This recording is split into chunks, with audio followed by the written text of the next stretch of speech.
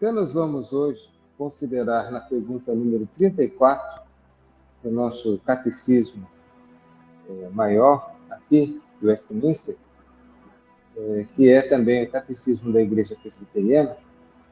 E eu gostaria de convidar qualquer um dos irmãos que tem aí o catecismo, de número 34, poder ler a pergunta e a resposta para a gente.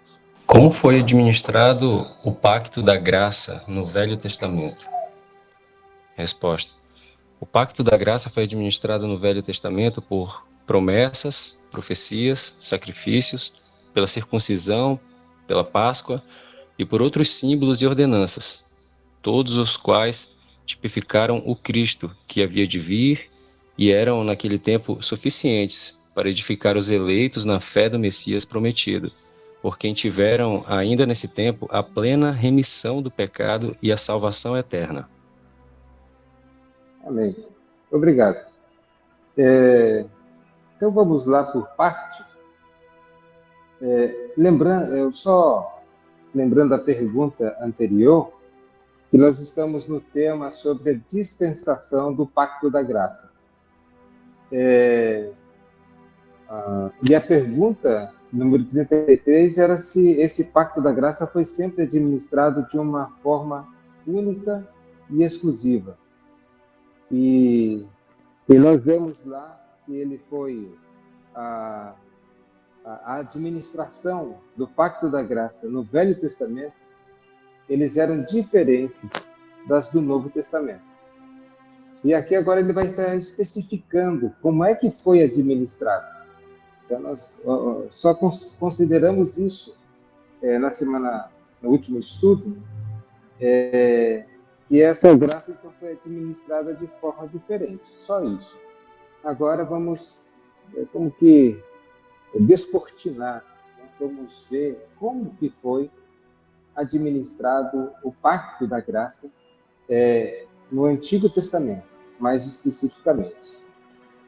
Então, já vemos que foram de formas diferentes, mas é o mesmo Pacto da Graça, porque a salvação sempre aconteceu pela graça.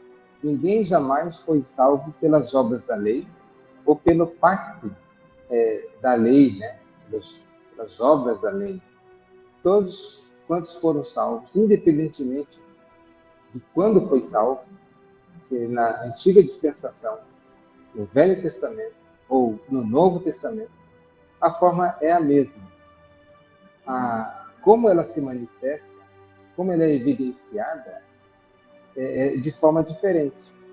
E no Antigo Testamento ele é muito evidenciado por meio de tipos, símbolos, né, rituais, e ele é muito cheio de detalhes, é muito cheio de cerimonialismo, ritualismo, de objetos, assim, que simbolizam coisas.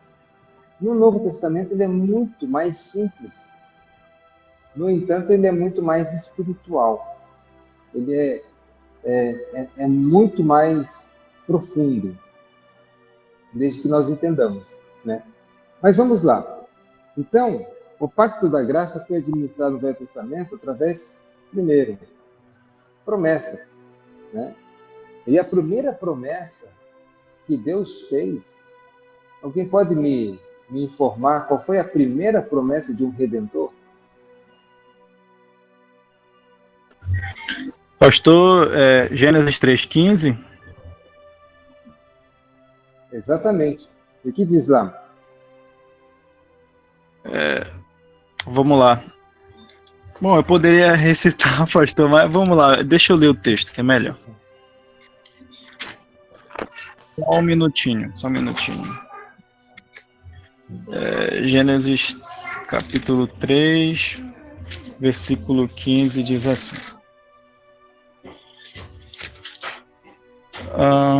Vou localizar aqui, tá? Porém, inimizade entre ti e a mulher, entre a tua descendência e o seu descendente. Este ferirá a cabeça e tu lhe ferirás o calcanhar. Uhum. Então, porque aqui, já em Gênesis, logo ato contínuo da queda. Depois que Adão e Eva pecaram, não se passou um tempo Deus pensando o que ele ia fazer, tá? Em termos de resolver a situação que o homem se colocou. O homem ele pecou e já estava estabelecido que o salário do pecado é a morte. E Deus havia deixado isso muito claro, na verdade. E então, naquele mesmo contexto em que ele estava, a situação da queda, o homem se escondendo de Deus, eu acho que também vale ressaltar o seguinte: porque nós cremos que a salvação procede só do Senhor e não do homem? É porque aqui é um tipo de toda a humanidade, Adão e Eva. Não somente eles são, Adão e Eva, cabeça federal de toda a raça humana, representante da raça humana, mas eles também representam a atitude de toda a raça humana. O que o homem está fazendo? Percebam que Adão e Eva, eles não estão agora buscando a Deus, reconhecendo o seu pecado, a sua transgressão, e dizendo: ó Deus, tem misericórdia de nós. A história é exatamente oposta. É o homem fugindo de Deus. O homem não quer saber de Deus. Romanos, o apóstolo Paulo nos diz: não há quem entenda, não há quem faça o bem, não há quem busque a Deus, não há um sequer. Todos se extraviaram. Essa é a condição da humanidade. Os homens estão fugindo de Deus. Então, se dependesse, a salvação dependesse do homem buscar a Deus, meus irmãos, nós estávamos ralados. A gente nunca ia buscar a salvação. Adão e Eva, eles fugiram de Deus. Eles não estavam buscando a Deus. Percebam isso. É Deus que vai ao encontro do homem. É Deus que vai: Adão, onde estás? Adão, onde estás? Não é que Deus não sabia, mas para deixar registrado de modo muito claro nas Escrituras, revelada, de que quem está em busca não é o homem, é Deus. É Deus que não somente está buscando o homem pecador, mas ele também está agora providenciando o meio de salvação. Primeiro, matando animais e derramando o sangue desses animais como sendo substitutivo, pelo menos um tipo. O sangue dos animais era um tipo de um sangue perfeito que haveria de vir ainda. Mas já que o salário do pecado é a morte, a alma que pecar essa deve morrer, Adão e Eva necessariamente precisariam morrer. Só que Deus arranja um substituto, um animal, mata e cobre a nudez deles, ali no Jardim do Éden. E faz promessas também, aqui. Então a primeira promessa é essa, Gênesis 3,15. Como Vladimir lê, que há uma inimizade entre a serpente e a mulher, entre a sua descendência, e o seu descendente. Aí, entre a própria estrutura aqui, entre um descendente que haveria de vir, que Deus haveria de mandar, que pisaria a cabeça da serpente, e que, embora fosse ferido no calcanhar, a vitória dele seria retumbante e seria definitiva. Afinal de contas, quem pisa na cabeça é porque matou o seu inimigo ali. Então, é o primeiro registro realmente de uma promessa de um Redentor no Velho Testamento. E esse versículo nós conhecemos como sendo o proto-evangelho, aquele brotinho ainda do Evangelho. Tá? Nós vamos ler um texto em Romanos, capítulo 15, verso 8. Romanos 15, 8. Digo, pois, que Cristo foi constituído ministro de circuncisão em prol da verdade de Deus, para confirmar as promessas feitas aos nossos pais. Uhum. Ok. Cristo, ministro da dispensação do Velho Testamento. Aqui nos mostra o apóstolo Paulo dizendo, e ele assegura isso. O Cristo se fez ministro, aquele que ministra. E como que foi ministro lá no Antigo Testamento? Dos circuncisos, ou seja, não está falando agora da nova dispensação. Está falando aqui a nós, né, no sentido de circuncisão na carne. Porque ainda assim nós somos circuncidados, mas não mais na carne, né, do coração. Mas aqueles do tempo passado eram circuncidados na carne.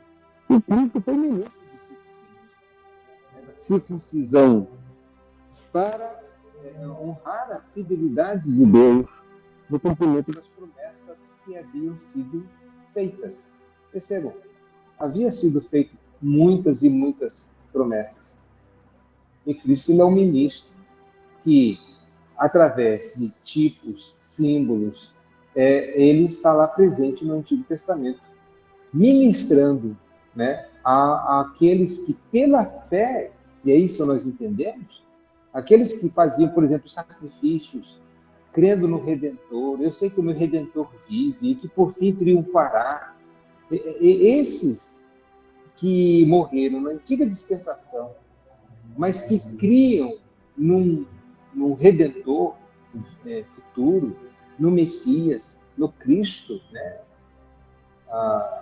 Cristo seria uma palavra mais grega, mas o Messias, né? Mais aplicada à língua judaica, haveria de vir, o Cristo que haveria de vir, morreram na esperança da promessa. Eles tinham certeza que Deus haveria de mandar um Redentor para o povo de Israel. Certamente ainda havia muita nebulosidade em toda a implicação, mas eles sabiam sim que Deus haveria de enviar. E eles viam Cristo através de tudo aquilo que era realizado.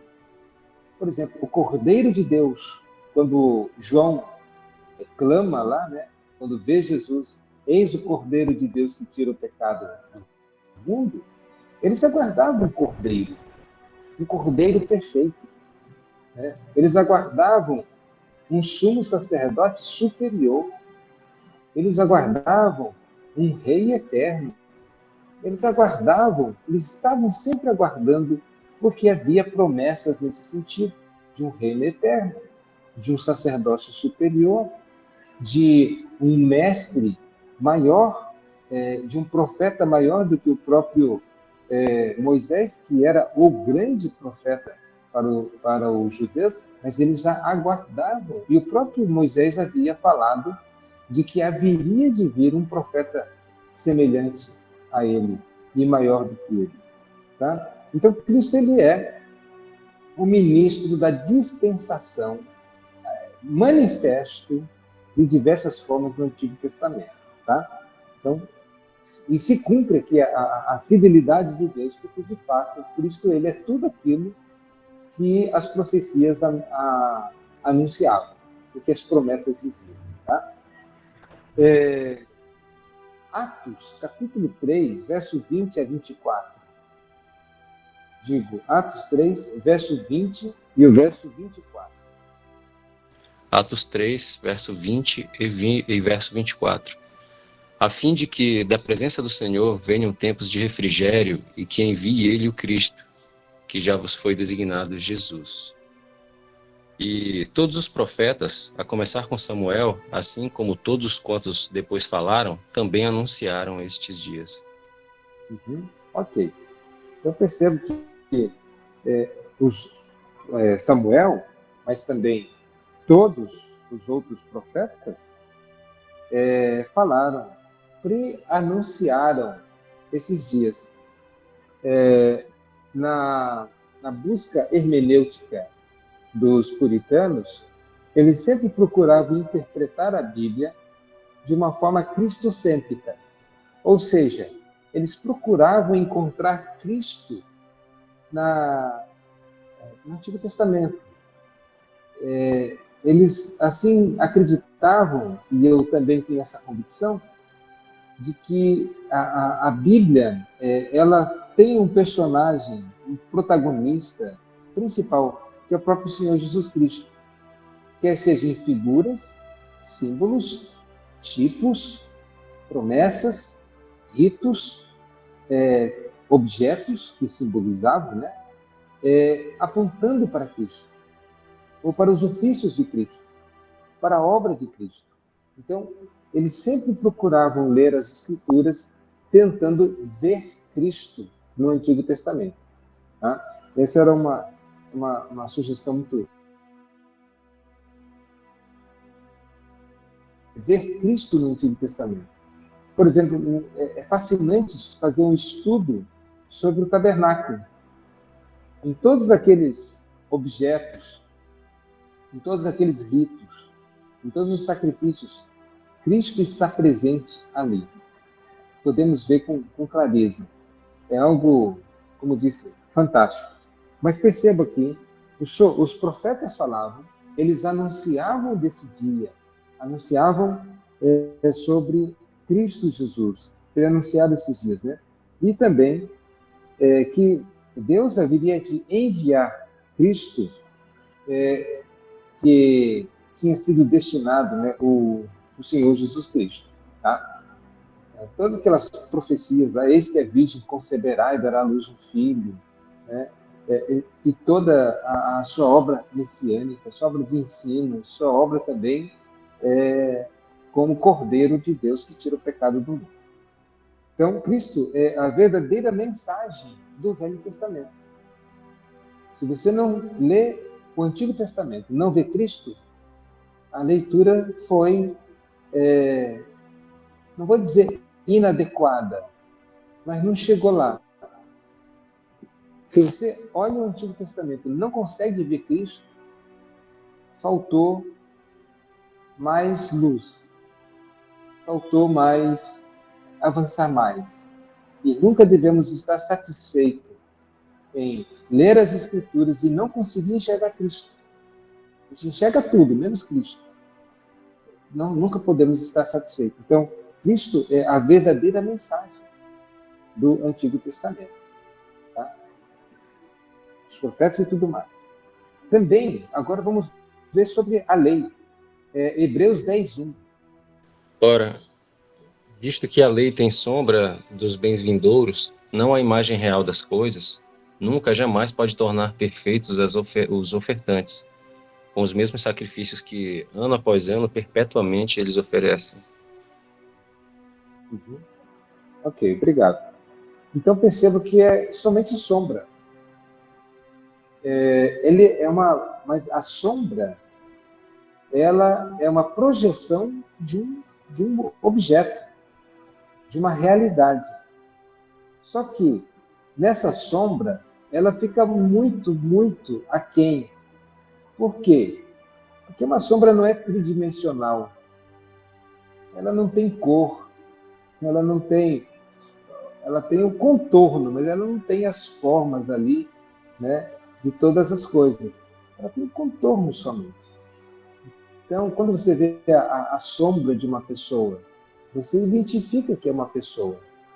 Você não sabe se é novo, uma pessoa nova, uma pessoa idosa. Dependendo da sombra, você não sabe se é criança, se é adulto. Você não consegue identificar muita coisa, mas você consegue identificar que é a sombra de uma pessoa.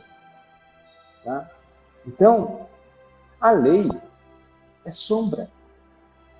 E eu digo que essa é a razão, porque ela tinha que estar cheia de ritos, cheio de figuras, cheio de simbolismos, para tentar cada vez mais identificar, fazer com que essa sombra, né, ela fosse mais clarificada, uma forma um pouquinho melhor, assim, se percebesse melhor. No Novo Testamento, nós não precisamos disso. Por exemplo, no culto. O que nós fazemos no culto de de simbólico. Tocar o chofar, né? Fazer coisas assim muito simbólicas. Nós não temos isso. O culto é extremamente simples, para que toda a glória seja de Cristo. Porque quando a pessoa enxerga Cristo em tudo isso, ele não precisa das sombras. Voltar para o Antigo Testamento, naquelas práticas lá do Antigo Testamento, é voltar para o período das sombras. E muitas pessoas não perceberam isso.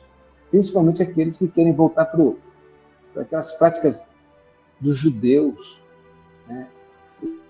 E essas coisas todas. De usar aqueles paramentos, né, sacerdotais, o kippah, né, aquela chapeuzinho na cabeça, estola sacerdotal, a presença de Deus na Arca da Aliança, essa coisa toda. Então, o homem voltando para as sombras, quando ele já está na luz. Isso é inadmissível. Então, o autor vai dizer, eram apenas sombras dos bens futuros, daquilo que haveria de vir. E não era uma expressão própria da realidade, ou seja, não era a realidade, era só a sombra. Então, ele vai dizer que por isso que a lei é totalmente incapaz, porque ela só reflete um pouco aquele contorno e que aponta para o próprio Deus, aponta para o próprio Cristo, mas é muito, ainda é somente sombra, ok? Depois vai falar dos sacrifícios. Os sacrifícios também, e tinham que ser sempre repetidos, porque ele é tão ineficaz para perdoar pecado, e a consciência ainda continuava pesada, e na verdade não purificava, e tinha que ser repetido, dia após dia, ano após ano, sacrifício pelos sacerdotes, sacrifício pelo povo, e era oferecido, e oferecido, e oferecido, sem levar nunca à perfeição. O sacrifício de Cristo nos leva a um sacrifício perfeito e a um estado de perfeição, ou seja, não que nós somos perfeitos agora, mas nós estamos perfeitamente salvos. Não há possibilidade alguma de decair desta graça agora. E lá não, lá caía, né? E quem quer ainda continuar nas obras da lei, ele ainda fica caído, sempre consciência lá, eu pequei hoje e agora? Será que eu vou para o céu? Se eu morrer agora, será que eu vou para o céu? Porque ele está confiado não em Cristo, ele está confiado na sua obra e na sua guarda da lei. Isso é inapropriado para o Novo Testamento. Tudo bem? Até aqui, alguma pergunta, alguma dúvida?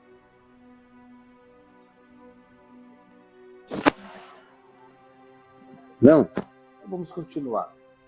Romanos capítulo 4, verso 11. E recebeu o sinal da circuncisão como selo da justiça da fé que teve quando ainda incircunciso, para vir a ser o pai de todos os que creem, embora não circuncidados, a fim de que lhes fosse imputada a justiça. Ok. Obrigado. Falando sobre Abraão. E perceba aqui que Abraão, ele foi salvo, foi justificado pela fé. Porque ele foi tornado justo, e depois ele vai receber o sinal da circuncisão, ou seja, não é a circuncisão que salva, mas é a fé em Deus, ou é Deus pela instrumentalidade da fé no coração humano. Assim também podemos dizer nos dias de hoje. Por exemplo, a Igreja Católica, ela crê no batismo, na salvação batismal. Por isso se batiza uma criança quando ela está doente ali, né, novinha e tal, tem que batizá-la para que ela não morra pagã. Porque a salvação é um meio de graça salvador. Então precisa fazer isso. Uma pessoa que não seja batizada, ela pode ir para o céu? Pode. O ladrão na cruz é um exemplo disso. Tá? Então, o batismo é um sinal, mas ele não é o elemento salvador. Portanto, alguém pode ser salvo e não ser batizado. E se morrer, vai para o céu. A segunda implicação é que, se ela é um sinal e não salva, alguém pode ser batizado e ir para o inferno. Porque ela recebeu o sinal, mas esse sinal não corresponde à realidade espiritual da salvação, da purificação pelo sangue de Cristo Jesus. Ele só recebeu o sinal. É membro agora da igreja. E eu até arrisco em dizer, era melhor que ele não fosse batizado. Por quê? Porque, quem sabe, ele caia em si e perceba o quanto ele precisa de Cristo. E ao passo que, quando ele já foi batizado, ele pode se iludir. Pensar, não, já fui batizado, já estou tranquilo, meu passaporte já está carimbado, eu já fui batizado. Percebam? Então, isso pode levá-lo ao erro, ao engano, se ele interpretar o sinal como sendo a coisa que ela simboliza, e não somente um símbolo. O batismo simboliza a purificação, mas ela não nos purifica. Purifica o sangue de Cristo. Assim também para Abraão. Ele foi justificado antes, depois ele recebeu o sinal da circuncisão, como sendo aquele selo, aquele carimbo da justiça. Ou seja, que ele foi justificado. Ali só está o carimbo. Assim como o batismo, só é o carimbo. É a justiça da fé. Que ele foi justificado pela fé, quando ainda ele era incircunciso. Ou seja, a justificação, ela tem que necessariamente anteceder o selo, o sinal exterior. Como disse, não tem sentido batizar alguém que não foi salvo. Não vai representar absolutamente nada, vai só levá-lo ao engano. E assim também, ele agora se tornou o pai e o modelo, tá, de todos aqueles que creem. Ou seja, primeiro a fé, depois sinal. Primeiro a fé, primeiro crer, coração mudado, esperança da glória. Agora, tem sentido receber o sinal da aliança através do batismo. Lá para esse, no caso, era a circuncisão. Para que esses também seja atribuída essa justiça, tá? Para que seja manifesta agora essa justiça, através do sinal exterior. Então, percebam, a própria circuncisão é um sinal da graça do Antigo Testamento, como é também no Novo Testamento agora o batismo, tá? Se eu falei muito e o pessoal não conseguiu acompanhar o raciocínio, pode intervir, pode levantar a mãozinha, tá bom? Aí a gente tenta dar mais clareza. Se não, prosseguimos aqui. 1 Coríntios 5:7. Lançai fora o velho fermento, para que sejais nova massa, como sois, de fato, sem fermento. Pois também Cristo, nosso Cordeiro Pascual, foi imolado. Ok. Aqui, quando está falando uma linguagem simbólica, vocês devem lembrar, e às vezes esse texto também é usado ou interpretado erradamente. Tem gente que diz que aplica-se ao pão, por exemplo, da ceia. Você não pode, o pão não pode ser com fermento, tem que ser um pão sem levedura, sem fermento, né? Um pão asmo. Mas esse texto não está dizendo sobre isso. Ele está dizendo o que acontecia lá no Antigo Testamento. Lembrando que na época pascal, na semana pascal, eles tiravam todo o fermento, porque ela teria um simbolismo, né, de corrupção, né, a levedura e tudo mais. E que era ordenança de Deus que se tirasse tudo isso, comesse o pão asmo naquela semana, se tirasse todo o fermento, inclusive da casa, tá? Tudo aquilo que fosse levedado. E então era assim que acontecia. E agora ele está dizendo que nós devemos nos desvencilhar daquela forma antiga, como eles faziam. Ele não está dizendo exatamente para a gente continuar naquela prática, nos firmarmos, não coma pão levedado, não sei o que lá, mas tudo isso estava apontando para a sinceridade de Cristo, para Cristo, sendo o sacrifício perfeito, sem corrupção, sem fermentação. Cristo, ele é. E aquela semana pascal representava isso. Eles tinham que tirar, mas percebam, era simbólico. Apontava para Cristo. Ele não está dizendo, a pão da ceia tem que ser sem fermento. Ele está dizendo, aquela semana eles tiravam o fermento, no caso, isso representava a sinceridade, representava o próprio Senhor Jesus Cristo. Então, não tem nada a ver no Novo Testamento aqui. Nós temos que guardar de novo aquilo e voltar para a sombra. Então, se alguma igreja adota pão asmo na distribuição dos elementos da ceia, eu respeito. Eu digo, tudo bem.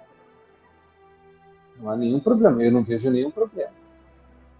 Eu só vejo problema quando essa igreja, ou essa pessoa, seja quem for, diga, se comer um pão levedado, um pão que tem fermento, na ceia do Senhor, é o pão do pecado. Porque daí nós estaremos participando do pecado. Então, não é a isto que está se referindo. Mas nós, todas as vezes, participamos de Cristo. Ele é, sim, aquilo que o pão sem fermento e todas as coisas sem fermento representava. Cristo é a realidade. Ele não está falando aqui, então, sobre a prática que alguns adotam. E, como eu disse, eu respeito, mas não quando chega ao ponto de dizer que qualquer um que come um pão levedado está participando do pecado. Aí não dá para aceitar, tá? Porque eu estou dizendo isso porque uma pessoa já me falou nesse sentido em relação aqui à igreja. E eu tive que refutá-lo, claro. Tá bom? Então, Cristo é a nossa Páscoa imolada. Ele é o sacrifício. Ele é aquilo que, de fato, é o asmo da sinceridade.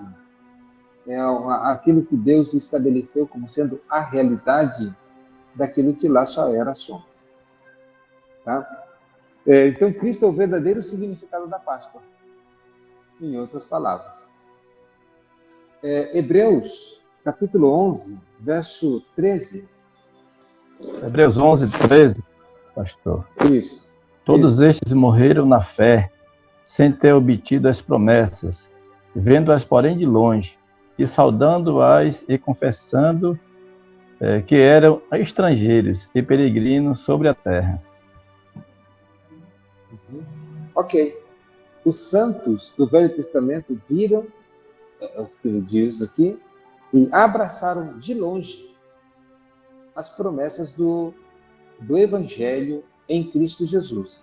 Então, eles já estavam vendo um Salvador, o Redentor, um Rei eterno, o Messias, o Príncipe da Paz. Tudo isso eles já estavam abraçando e saudando de longe. Perceba que isso era tão forte na cultura judaica, quando Jesus ele vai ser apresentado no templo, Simeão e Ana, eles vão falar lá e dizer: nós estamos vendo a redenção de Israel. E as promessas foram cumpridas. Simeão, ele havia recebido profeticamente, ele era um profeta, recebeu uma palavra de Deus que ele não morreria sem ter visto a redenção de Israel. E ele vê Jesus Cristo. Agora eu posso me juntar ao povo que já foi promovido. E os meus olhos estão vendo. Ana também falava da redenção de Israel ao ver Jesus Cristo. Então perceba, eles estavam lá longe, eles estão aqui nessa transição, né? Simeão e Ana. Mas todos os profetas do Antigo Testamento, eles, assim como Simeão e Ana, já estavam olhando, aguardando e abraçando de longe a redenção de Israel, o Redentor, o Messias que viria. Então eles já, pela fé, eles acolhiam e entendiam que aqueles sacrifícios lá apontavam para um sacrifício superior, para um sacerdócio superior. E, enfim, eles já olhavam dessa forma. E por fim, Gálatas, capítulo 3, versos 7 a 9. Sabei, pois, que os da fé é que são filhos de Abraão. Ora, tendo a Escritura previsto que Deus justificaria pela fé os gentios, preanunciou o Evangelho a Abraão. Em ti serão abençoados todos os povos. De modo que os da fé são abençoados com o crente Abraão. Ok. Percebam aqui que o Evangelho que foi pré-anunciado a Abraão, olha aqui, Abraão é o primeiro lá, é o pai da fé, aquele que foi chamado. Ainda não havia nem povo, não havia filhos, não havia herdeiros, não havia herança, não havia terra. Ele creu, né? E isso lhe foi imputado para a justiça. A fé de Abraão é essencialmente a mesma fé dos crentes do Novo Testamento. Nós também fomos chamados do meio do povo, da nossa parentela, para ir para uma terra que Deus tem designado para nós. E que nós não podemos olhar para trás, devemos continuar firmes. E crendo. A mesma fé, ela é essencialmente a mesma. Só que lá era uma terra de Canaã. Mas essa terra de Canaã era uma terra que apontava para aquela pátria celestial. As 12 tribos que haveriam de possuir aquela terra apontam para a totalidade do povo de Deus, com as suas diferenças, inclusive. Nós não vamos ser lá que nem anjo, lá todo mundo igual, né? Parece que um é igual ao outro. Acho que nem os anjos são assim. Existe o anjo Gabriel, o anjo Miguel, existe distinção, né? Mas nós seremos, unidos a um grande povo, uma única nação, um povo santo. Mas percebam, então, somos filhos de Abraão pela fé. A mesma fé que Abraão teve. Que ele saiu, nós também. Deus disse: sai da tua terra, da tua parentela e vai para a terra que eu vou te mostrar. De ti farei uma grande nação, te abençoarei. E depois ainda diz que abençoaria todos aqueles que o abençoassem e amaldiçoaria aqueles que o amaldiçoassem. Não pensemos aqui que Deus vai amaldiçoar aquele que fala mal da gente. Mas a ideia é, todos aqueles que crescem no Deus de Abraão seriam também abençoados. E aqueles que rejeitassem comeriam as consequências da sua própria incredulidade. Então, prevendo que Deus justificaria os gentios pela fé, e aqui inclui a nós, a Escritura preanunciou a Abraão esta boa nova. Em ti serão benditas todas as famílias da terra. Percebam, já no chamado de Abraão, os gentios estão incluídos. Porque Deus sempre teve em vista a salvação de todos os eleitos que estão espalhados em todos os povos, todas as etnias. Tá? De modo que pela fé são abençoados juntamente com Abraão, que teve fé. Da mesma maneira como Abraão foi abençoado, nós também somos abençoados, ou seja, pela fé. Bom, aqui só faço uma pergunta agora. Qual é a diferença de tipo e símbolo? Há alguma diferença? O que é um tipo? O que é um símbolo? Será que Deus se manifestou lá no Antigo Testamento por meio de tipos, de símbolos, promessas, profecias, sacrifícios? Eu falei aqui assim, superficialmente, mas todo o sacrifício apontava para o sacrifício de Cristo. A circuncisão, a Páscoa, as ordenanças. Então, qual é a diferença entre um tipo e um símbolo?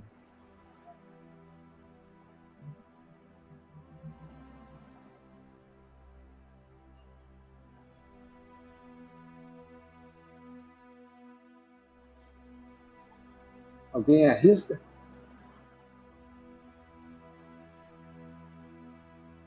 Vladimir? Vladimir, pastor.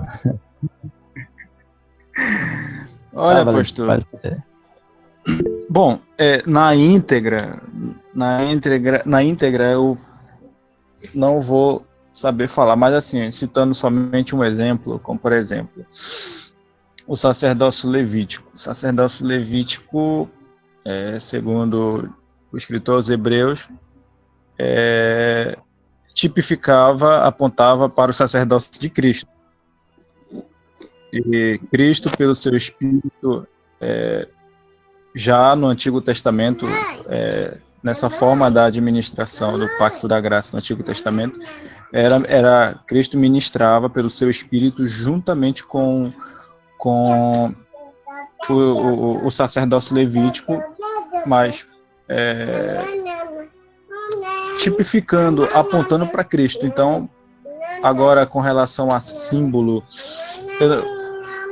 a circuncisão, eu acho que a circuncisão no Antigo Testamento, já no Novo Testamento simboliza o batismo, segundo lá Colossenses capítulo 2, 11 e 12.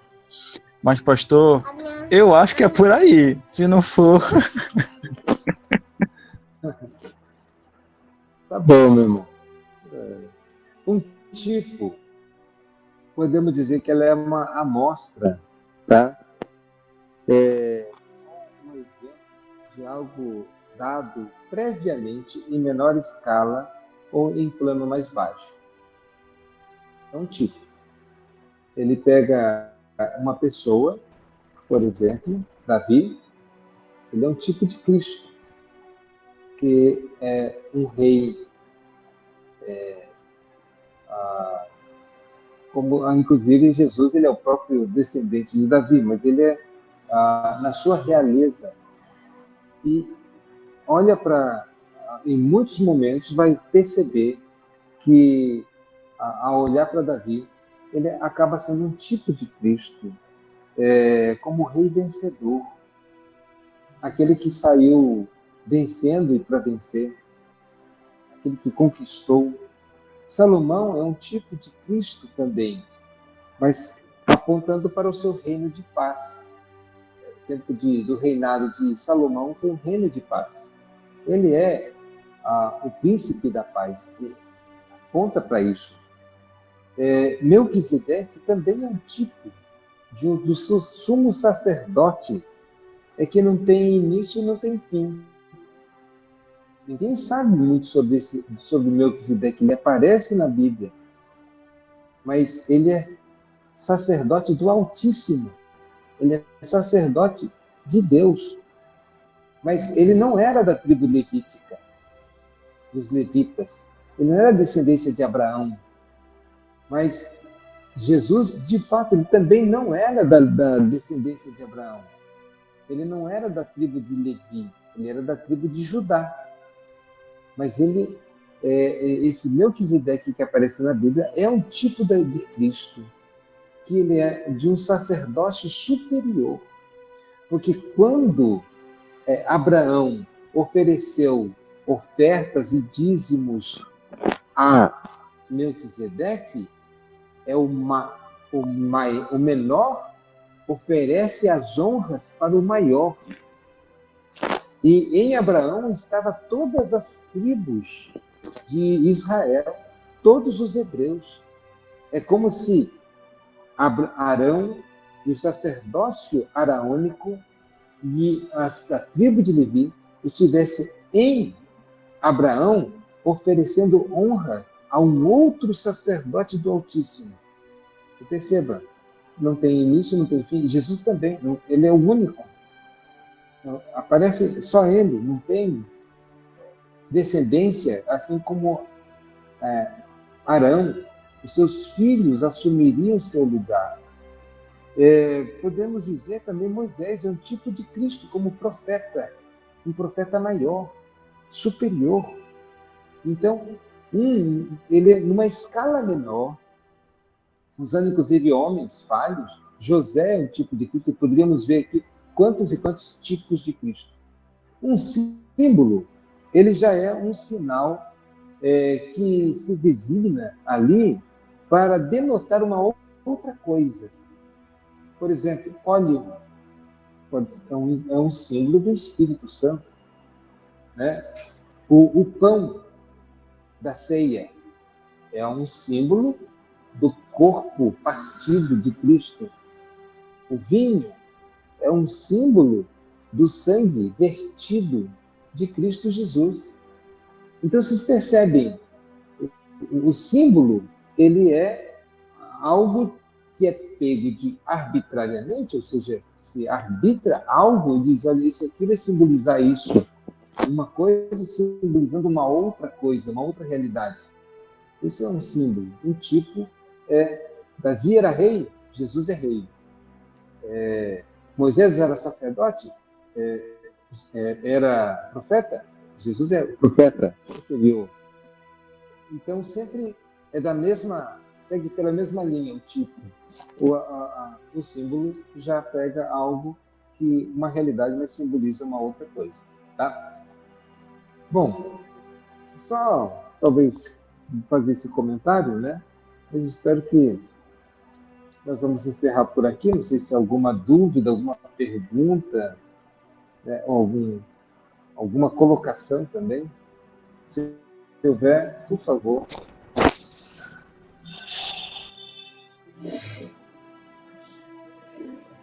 Não, pastor, foi bem esclarecedor com relação a tipo e símbolo. Perfeito, perfeito mesmo. Ó. Obrigado. Foi bom, pastor. Deu para a gente entender bem, graças a Deus. Meditar mais nas escrituras para aprofundar mais ainda. Mas foi bem, muito bem explicado. Obrigado. Ok.